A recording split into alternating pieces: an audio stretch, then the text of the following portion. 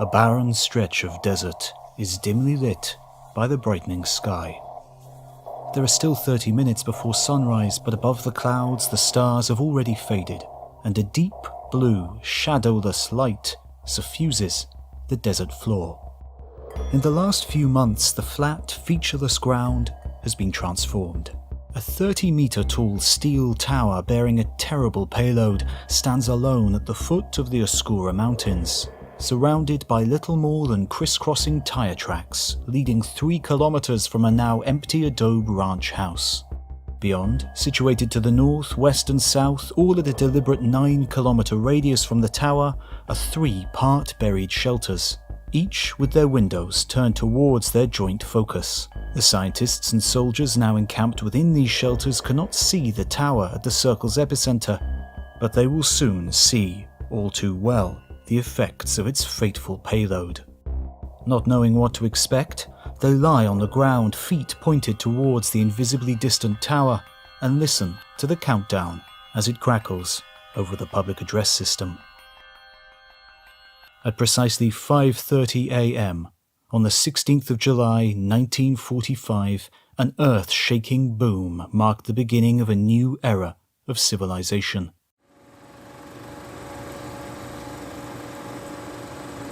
And the birth of a new branch of physics. The so-called gadget bomb, which had been hoisted to the top of the firing tower, imploded, beginning a devastating nuclear chain reaction within its plutonium core. The nuclear bomb exploded with a force equivalent to 21,000 tons of TNT. Within a fraction of a second, the steel tower was vaporized and the desert floor melted to a green glass. Dim dawn turned to bright day in an instant, as the blast ballooned and then mushroomed into the now iconic symbol of the nuclear age. This was the Trinity test, the first ever full-scale detonation of a nuclear bomb which would come to shape the course of history and the field of science. The 1930s had seen monumental advances in atomic science and radiation research, and the spectacular discovery of nuclear fission in 1938 was overshadowed by the outbreak of war just a year later. But physicists were quick to realize the devastating potential of their new discovery. Albert Einstein co-signed a letter to then-President Roosevelt with a warning. It is conceivable that extremely powerful bombs of a new type may thus be constructed. So, the US developed their own bomb before any other nation could. The test was considered a great success, and just 21 days later, the United States dropped a similar atomic bomb, the so-called Fat Man, on the city of Nagasaki, Japan. If it had not been for the deadly pressures of war, nuclear science may have followed a very different and likely slower path. The exploration of the atom, one of the tiniest particles of matter, had until then been little more than a curiosity, the domain of at first philosophers and then gentlemen scholars. Small improvements in experimental methods and equipment brought small breakthroughs, until the fateful revelation that atoms and their nuclei were indeed not the end of the Russian doll. A discovery that led directly to New Mexico and then Japan.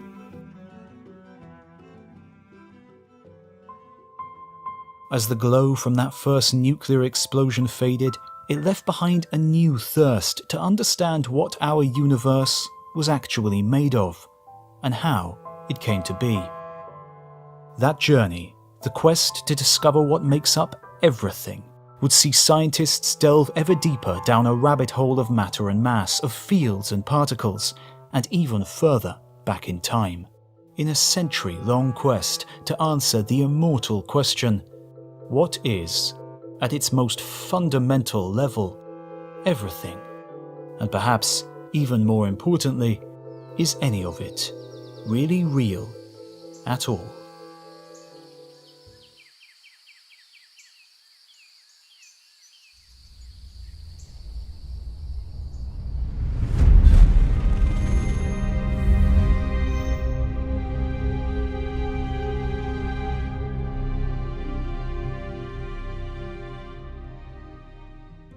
This video is sponsored by Magellan TV, the documentary streaming service. Question: how long does it take for a black hole to die?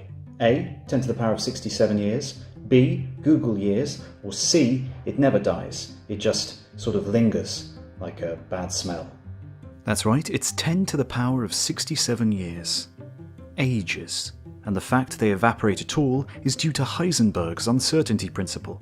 Something you can find out plenty more on by watching our recommendation on Magellan TV this week.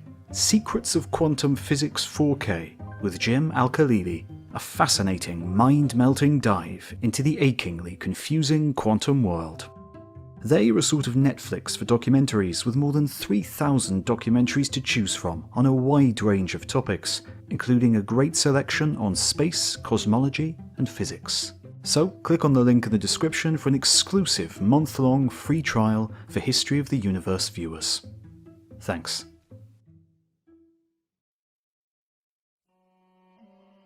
It was ancient Indian philosophers of the 8th century BC who first asserted that nothing we experience is in fact real.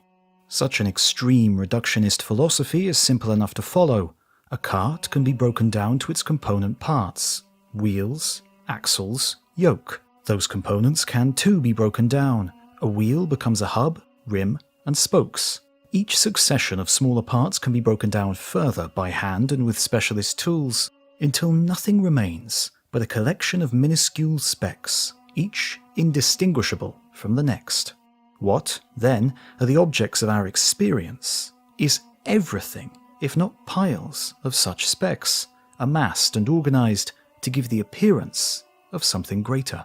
These looming existential puzzles were visited again by ancient Greek philosophers some 400 years later.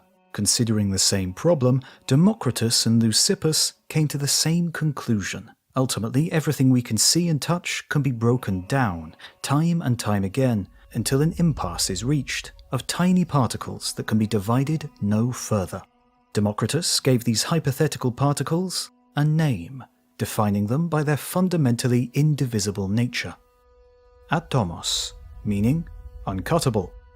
Today, we know them as atoms.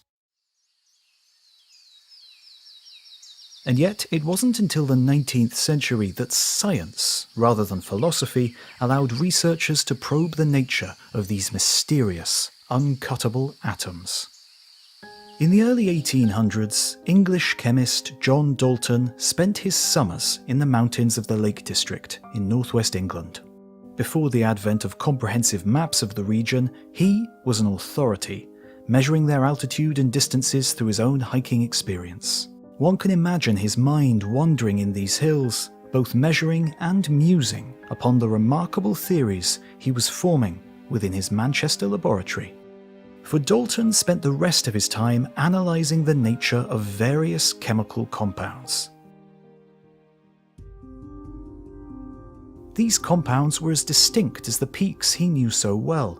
What was it about their basic nature that made them behave so differently?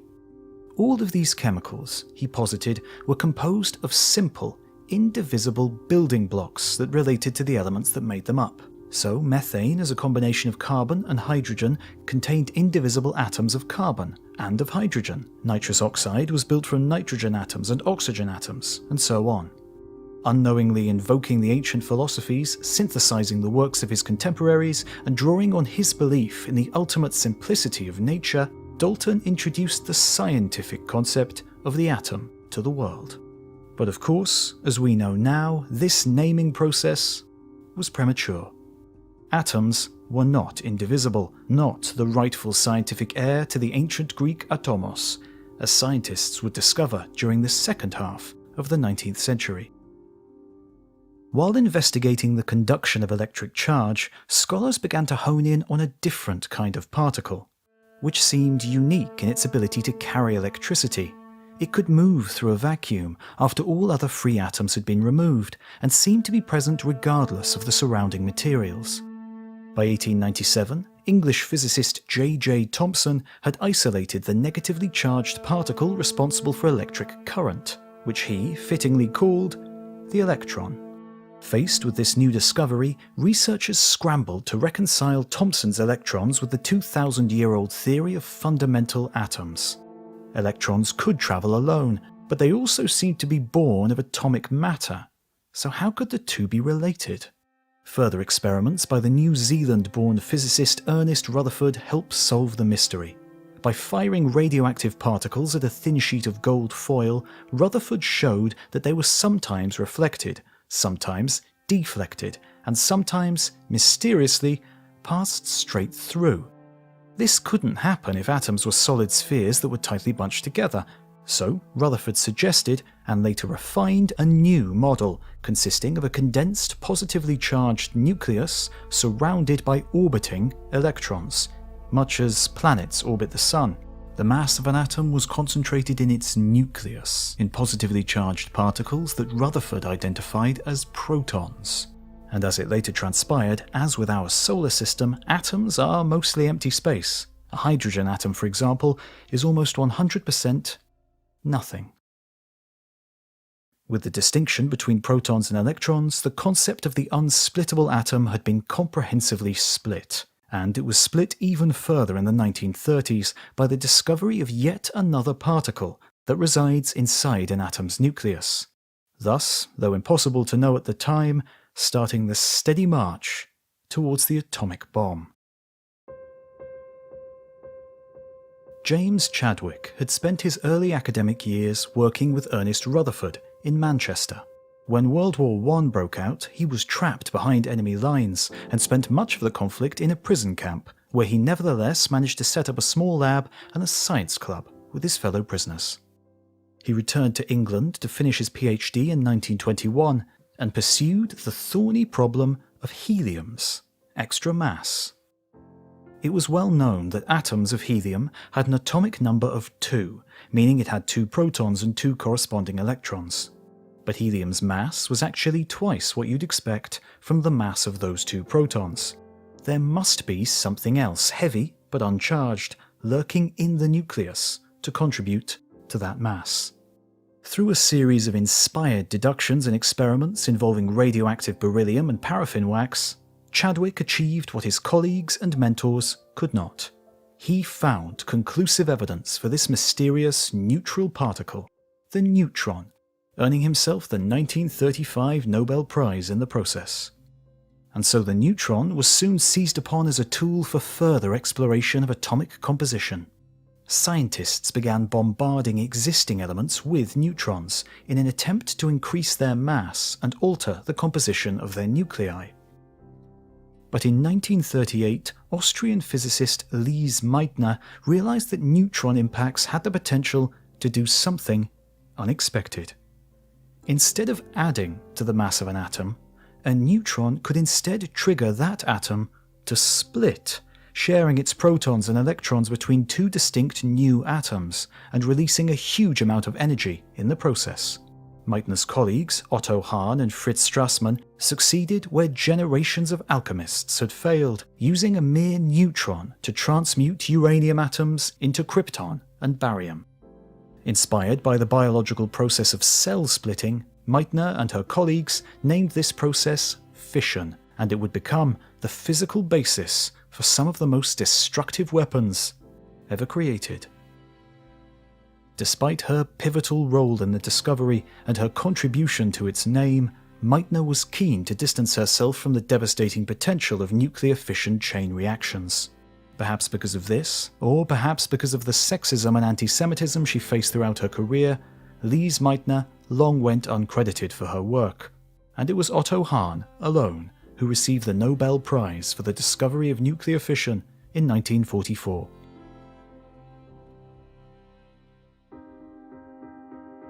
And so, in the centuries since science left philosophy behind, our understanding of the fundamental particles of matter had itself fundamentally transformed. The unimaginably tiny, apparently unsplittable atomos could in fact be split. Baryons are the particles of atomic nuclei, the protons are neutrons. Electrons are another breed of particle known as a lepton, which inhabit a different sphere and behave in their own unique way. Understanding the interaction of these two types of matter helps to explain almost everything we experience, and underpins all of modern chemistry and biology. But of course, this was not the end. There were still many mysteries in the cosmos that could not be explained by mere interactions of baryons and leptons. Was there more out there? Were protons, neutrons, and electrons the true fundamental particles? Or would this step turn out to be another rung on the ladder, just as it was before?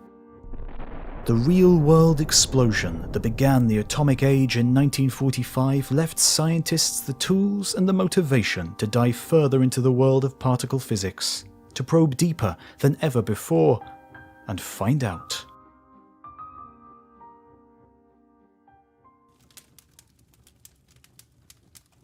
As a writer, James Joyce dreamed of his work surviving him, of being immortalized for centuries to come.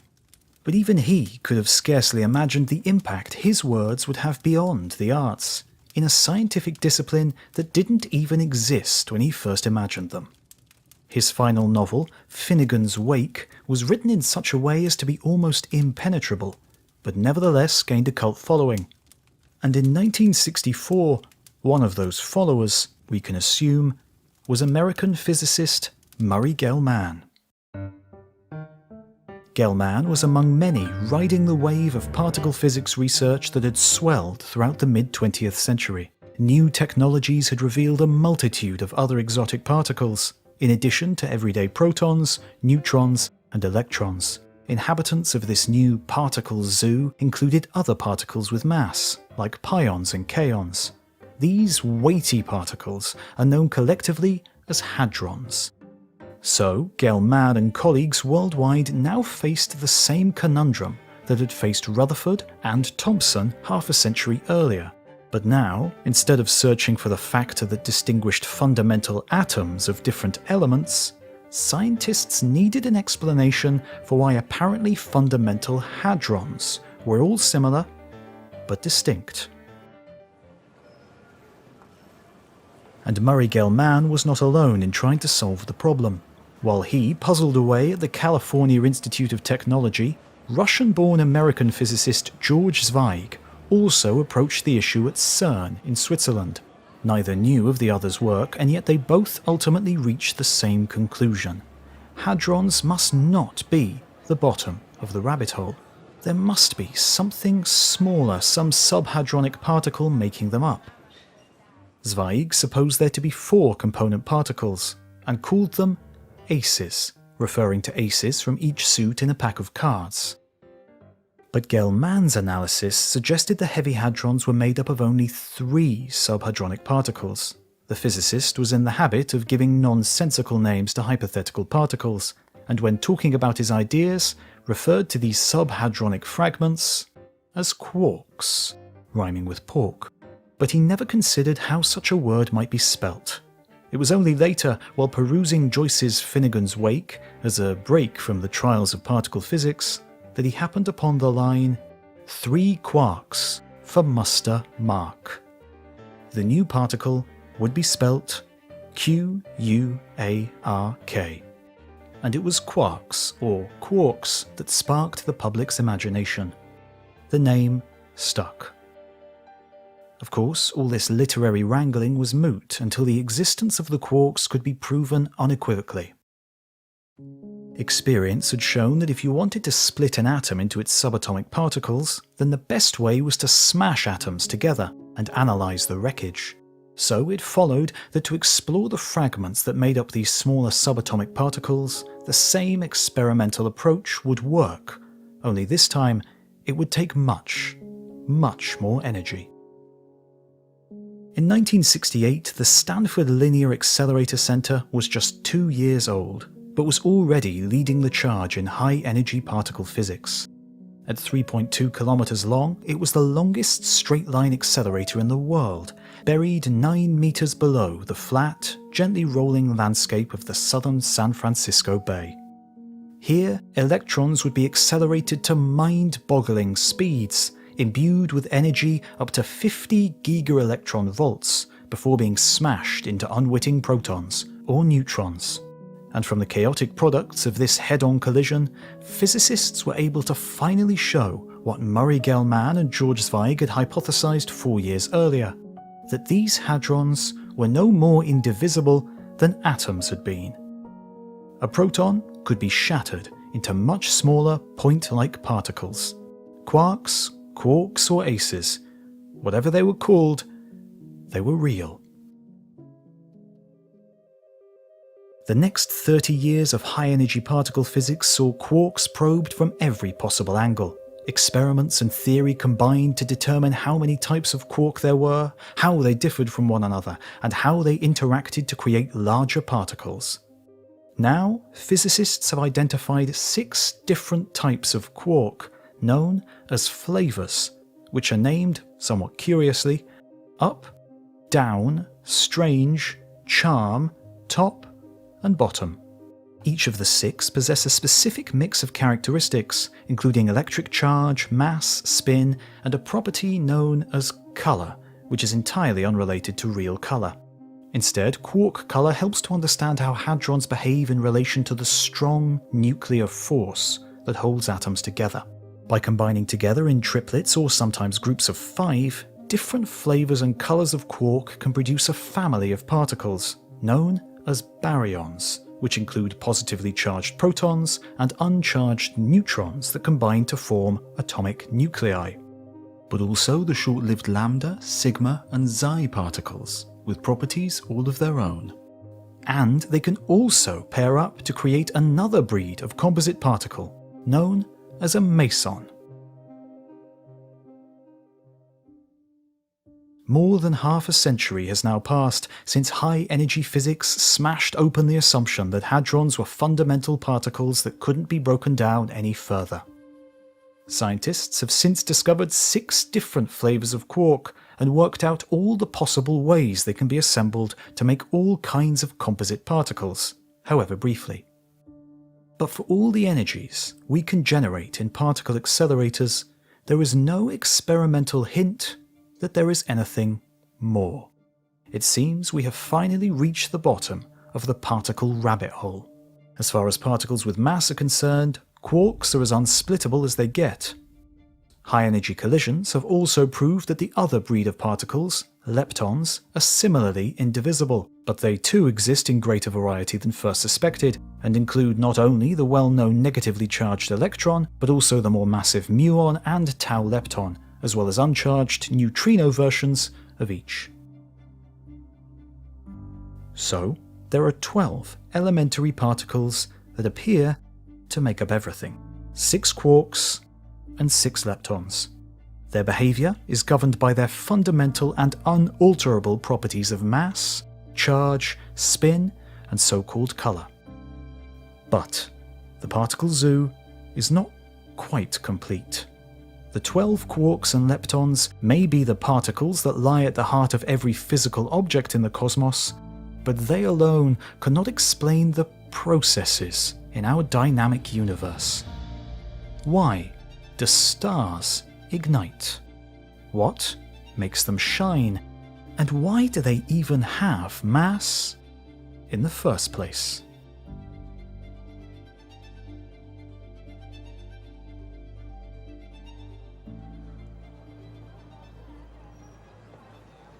February in Chicago is cold.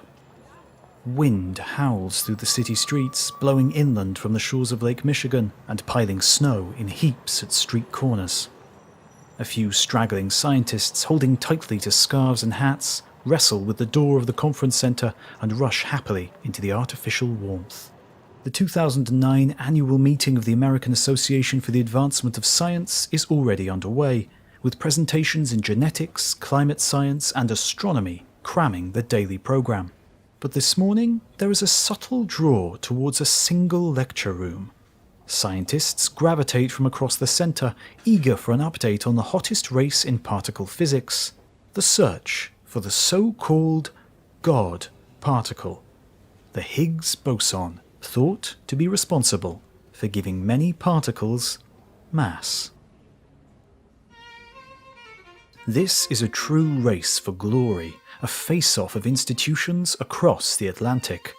Fermilab's glamorously named Tevatron in Illinois competing with the brand new Large Hadron Collider, or LHC, constructed by CERN on the border of France and Switzerland.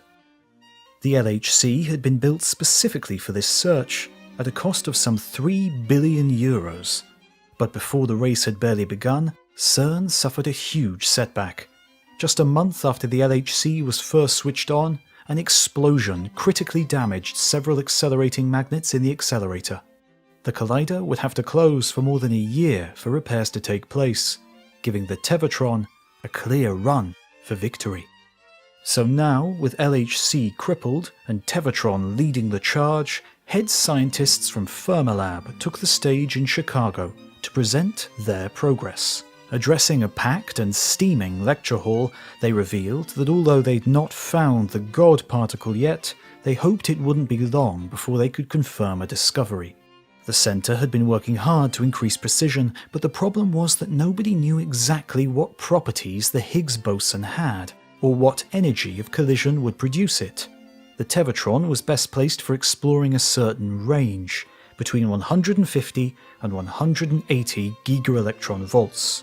So if the elusive particle could be produced within these limits, then Fermilab stood an excellent chance of pipping the damaged LHC to the post. The search for the missing pieces of the Standard Model had actually begun decades earlier. Throughout the last half of the 20th century, colliders were constructed, smashed particles together, and helped to reveal untold variety of quarks and composite particles. And yet, even then, it was clear that this wasn't the full picture. These particles may have been the stuff of matter, but they spoke nothing of action. 4 fundamental forces govern the interactions between matter in the modern universe. Gravity, which distorts space-time and sees all objects attracted to one another. Electromagnetism, responsible for electric and magnetic interactions, as well as the communication of radiation across vacuous distances. The strong nuclear force, which holds atomic nuclei together, and the weak nuclear force, which sometimes causes them to split apart. The ways that these forces were communicated between particles of matter came to occupy their own branch of particle physics, as a new breed of force-carrying particle was invoked, called a gauge boson. These messengers were theoretical at first: the photon for electromagnetism, gluon for the strong force, W and Z bosons for the weak force, and the graviton for gravity. As particles, they could be considered physical manifestations of fields, in the same way waves on the surface of the ocean are a reflection of the movements beneath the surface. Whether they were real particles or